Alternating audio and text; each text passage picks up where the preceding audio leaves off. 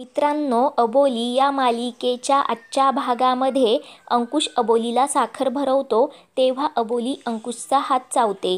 तर अंकुश खूपच मोठ्याने ओरडतो व बोलतो, अबोली किती जोरात माझा हात चावला. तेव्हा रागू अबोलीवर हसतच बोलते, अबोली साखर गोड आहे, माझ्या दादाचा हात नाही. तेव्हा अंकुश रागूवर ओरडतो. तेवढ्यात आजी व बाकी सर्वजण बाहेर येतात. तर तेव्हा आजी अबोलीला विचारते, अबोली तुझ्या डोक्यात काय विचार चालू आहे? काही विचार चालू असलं की असंच होतं. तेव्हा अबोली आजीला सांगते, आजी खरंच वांग्याचं भरीत खूप तिखट आहे. तेवढ्यात नीता तिथे येते व बोलते, अबोली तिखट म्हणून काय नाटक लावले?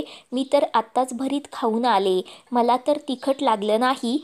व अबोलीला लगेच भरीत खाण्यासाठी सांगते, कारण अन्न वाया घालवायचं नाही. तेव्हा अंकुश नीताला थांबवत बोलतो, मी भरीत खाऊन पाहतो. तेव्हा अंकुश भरीत खातो तर त्याला खूपच तिखट लागतं. तेव्हा तो मुद्दाम तिखट नाही म्हणून सांगतो.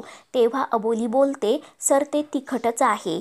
तेव्हा अंकुश बोलतो, अबोली तुझा माझ्यावर विश्वास नाही ना, मग तुला नीता ते खाऊन दाखवेल. तेव्हा नीता खूपच घाबरते. तर अंकुश नीताला बोलतो, नीता खाऊन बघ, मग अबोलीचा माझ्यावर विश्वास बसेल. तेव्हा नीता ते भरीत अबोलीचं उष्ट आहे असं सांगत खाण्यासाठी स्पष्टपणे नकार देते. तेव्हा अंकुश रागूला घरातून चमचा आणायला सांगतो. तेव्हा नीता खाण्यासाठी नकार देते. तर अबोलीही नीताला सांगते, नीताताई भरीत खूप तिखट आहे, तुम्ही खाऊ नका. तर अंकुश अबोलीला शांत राहण्यासाठी सांगतो व नीताला भरीत खा असं बोलतो. तर तेव्हा नीता भरीत खाते व तिखट नाही म्हणून सांगते. तर अंकुश नीताला आणखीन भरीत खायला सांगतो. तेव्हा नीता नाईलाजाने ते खाते. तर अंकुश खूपच खुश होतो. त्यानंतर नीता घरात येते व तिखट लागलं म्हणून खूपच नाचू लागते व अंकुश अबोलीला खूप बडबड करू लागते. तर इकडे रमा व बाकी सर्वजण झोपलेले असतात. तेव्हा रमाला नारीमुक्तीच्या बायकांचं बोलणं आठवतं. तेव्हा ती झोपेतच मी काही केलं नाही असं बडबडते. तर बाकी सर्वजण उठतात. तेव्हा अंकुश रमाला समजावतो. तर रमा मी काही केलं नाही म्हणून सांगते. तेव्हा अंकुश रमा आम्हाला माहिती आहे असं बोलत रमाला शांत करतो. आणि रमाला शांत झोप लागेपर्यंत रागू व अंकुश तिथेच बसतात. त्यानंतर अंकुश गणपती बाप्पाच्या मंदिरात येतो व बाप्पाला बोलतो, तूच माझ्या आईची ही अवस्था केली ना, तिने आयुष्यभर तुझी सेवा केली, त्याची शिक्षा तू तिला देतोस का असं विचारतो व बोलतो, बाप्पा तू आमची परीक्षा बघतोय ना, परंतु तू आमच्यावर जे काही संकट आणलं त्याला सामोरं जाण्याची व लढण्याची ताकदही तुलाच द्यावी लागेल. आणि आज मी पण बघतो तू भक्ताच्या हाकेला धावून जातोस की नाही. व सांगतो, बाप्पा तू आला नाहीस ना तर मी आयुष्यात कधीच तुझं तोंड बघणार नाही. तेवढ्यात अबोली तिथे येते व अंकुशला बोलते, सर मी तुमची अवस्था समजू शकते, तुम्ही अजून छोट्या आईला अटक केली नाही म्हणून तुम्हाला वाईट वाटतंय ना असं विचारते. तेव्हा अंकुश बोलतो, अबोली तुझी आई जे वागली ना त्याची शिक्षा तर तिला भोगावीच लागेल. तेव्हा अबोली बोलते, सर आई ही आई असते, आपण कुठल्याच आईचा अपमान करू शकत नाही, परंतु छोटी आई आईंबरोबर जे काही वागली ना त्यामुळे मी या वेळेला तुम्हाला अडवणार नाही. मी तर देवाकडे प्रार्थना करेल की तुम्ही लवकरात लवकर आईला जेलमध्ये टाकाल. व सांगते, सर तुम्ही सत्यासाठी लढता, अन्यायाविरुद्ध उभे राहता आणि तसंही सत्याची बाजू कधीच हरत नाही. तर इकडे भावना अर्ध्या रात्रीच उठते व खूपच विचार करू लागते. तेव्हा प्रतापराव उठून तिच्याकडे येतो व भावनाच्या खांद्यावर हात ठेवतो. तेव्हा भावना खूप घाबरते व म्हणते, माझी काय अवस्था आहे आणि तुम्ही खुशाल झोपलात का? तर तेव्हा प्रतापराव भावनाला विचारतो, तू इथे एवढ्या रात्री भूतासारखी का उभी आहेस? तेव्हा भावना प्रतापरावांना म्हणते, तुमचं आता पहिल्यासारखं माझ्यावर प्रेमच राहिलं नाही, तुम्ही मला त्या बायकांकडे देऊन टाकताल ना, तर त्या बायका माझ्या तोंडाला काळं फासतील, माझं टक्कल करतील, त्यामुळे मला खूप भीती वाटते. तेव्हा प्रतापराव भावनावर ओरडत बोलतो, तू खुळ्यासारखं काही काय बडबड करत आहे. तर तेव्हा भावना म्हणते, साहेब तुम्ही मला वाचवा. त्यानंतर भावना स्वतःच्याच तोंडात मारून घेते व सांगते, मला कुठून बुद्धी सुचली काय माहिती, मी हे थेर केली. तेव्हा प्रतापराव भावनाला थांबवत वेडी झालीस का असं विचारतो. तर भावना म्हणते, हो मला वेडच लागलं, मी उगाच त्या मुलीला त्रास दिला, आता त्या सर्व बायका गाढवावरून माझी धिंड काढतील. तर प्रतापराव भावनाला शांत करत झोपण्यासाठी सांगतो. तेव्हा भावना म्हणते, मला झोप येणार नाही, कारण मी झोपले आणि तुम्ही मला त्यांच्याकडे देऊन टाकलं तर आता माझा कोणावरच विश्वास राहिलेला नाही. तर तेव्हा प्रतापराव शांत बसतो. तेव्हा भावना त्याला विचारते, तुम्ही शांत का बसलात? तर प्रतापराव बोलतो, तू जे थेर करून बसली ना, ते कसे निस्तरायचे याचा मी विचार करतोय. तर भावना म्हणते, हे सर्व आपल्याबरोबरच का होतं? तेव्हा प्रतापराव बोलतो, हे सर्व तुझ्याच पापाची फळं आहेत. तू नको ते कुटाणे करून ठेवले. तर तेव्हा भावना मला वाचवा असं प्रतापरावांकडे विनंती करत बोलते व सेक्युरिटी देण्यासाठी सांगते. तेव्हा प्रतापराव बोलतो, तू काय मिनिस्टरची बायको आहे का?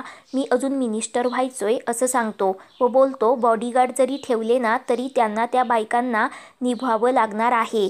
त्यानंतर प्रतापराव भावनाला सांगतो, तुझ्यासाठी आता एकच जागा सेफ आहे, ती जागा म्हणजे पोलीस कस्टडी आहे. ते ऐकून भावनाला धक्का बसतो. तेव्हा प्रतापराव सांगतो, तू पोलिसांच्या ताब्यात असली की त्या बायका तुला हातही लावणार नाही. तेव्हा भावना खुश होत बोलते, तोंड काळं होण्यापेक्षा जेलमध्ये गेलेलं बरं व मी तयार आहे जेलमध्ये जायला असं प्रतापरावांना सांगतो. तर तेवढ्यात नारी मुक्तीच्या बायका तिथे घोषणा देत येतात. तर त्यांचा आवाज ऐकून भावना खूपच घाबरते. तर प्रतापराव लगेच अंकुशला फोन करतो व सांगतो, इथे नारी मुक्तीच्या बायका माझ्या बायकोला जाब विचारायला आल्यात, त्यामुळे तुम्ही आम्हाला प्रोटेक्शन द्या. माझी बायको तुम्हाला जबाब द्यायला तयार आहे असं सांगतो. तेव्हा अंकुश प्रतापरावांना सांगतो, मी माझं युनिट घेऊन तिथे पोचत आहे, परंतु तोपर्यंत तुम्ही तुमच्या घराचा दरवाजा उघडू नका. त्यानंतर अंकुश फोन कट करतो. तर अबोली अंकुशला विचारते, सर काय झालं? तेव्हा अंकुश सांगतो, भावना आहे रे, सरेंडर व्हायला तयार आहेत. तेव्हा ते ऐकून अबोलीला धक्काच बसतो. तर अंकुश लगेच तिथून निघतो. तर अबोली देवाचे आभार मानते. तर इकडे नारी मुक्तीच्या बायका प्रतापरावांच्या घरात घुसतात व नारी मुक्तीच्या घोषणा देऊ लागतात. तेव्हा प्रतापराव त्यांना अडवत सांगतो, मी पोलिसांना फोन केलाय, परंतु त्या बायका काही ऐकत नाही. तेवढ्यात अंकुश तिथे येतो व त्या बायकांना शांत करतो. तेव्हा प्रतापराव त्या बायकांना बोलतो, तुम्हाला काय हवे ते पैसे मी देतो, परंतु हे प्रकरण इथेच मिटवा. तेव्हा त्या बायका बोलतात, पैसे देऊन त्यांची इज्जत गेली ती काय परत मिळेल का? व पुन्हा घोषणा देऊ लागतात. तेव्हा अंकुश त्या बायकांना समजावत तिथून जाण्यासाठी सांगतो. तेव्हा त्या बायका तिथून निघून जातात. तर इकडे प्रतापराव अंकुशचे आभार मानतो व बोलतो, साहेब इलेक्शन तोंडावर आलंय, त्या बायकांनी काही तमाशा केला तर समाजात उगीच माझी बदनामी होईल, त्यामुळे तुम्ही काही पण करा, परंतु आम्हाला या प्रकरणातून सोडवा.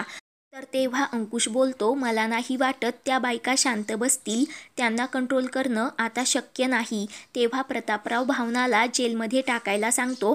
तेव्हा भावना अंकुशला जावई बापू बोलत आत्तापर्यंत झालेल्या चुकीसाठी माफी मागते. तर तेव्हा अंकुश, मी तुम्हाला अटक करू शकत नाही, कारण माझ्याकडे पुरावा नाही असं सांगतो. तेव्हा भावना स्वतःच्या तोंडाने तिने आत्तापर्यंत केलेला गुन्हा कबूल करते.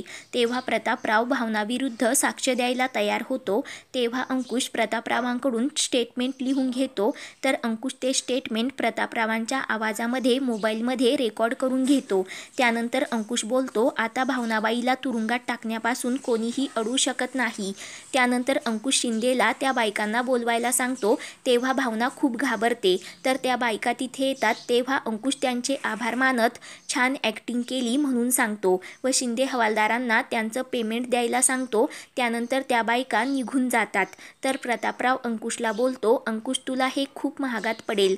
तेव्हा अंकुश बोलतो, तुम्ही खोट्याचा आधार घेऊन काहीही करू शकता, तर आम्ही खोट्याचा आधार घेऊन सत्य तर बाहेर काढू शकतो ना? व विचारतो, ट्रेलर कसा वाटला? कारण आता सिनेमा तुरुंगात बघायचा. व भावनाला बोलतो, सासूबाई आज BP नॉर्मल आहे ना? आणि त्याच्या टीमला भावनाला अरेस्ट करण्यासाठी सांगतो. तेव्हा अंकुशला अबोलीने दिलेली आयडिया आठवते. तर अंकुश खुश होत प्रतापरावांना बोलतो, प्रतापराव आता तुम्हाला जे काही बोलायचं ना ते कोर्टातच बोला. मित्रांनो, तुम्हाला आजचा भाग कसा वाटला कमेंट करून कळवा. पुढील भागांच्या अपडेटसाठी चॅनलला सबस्क्राईब करा.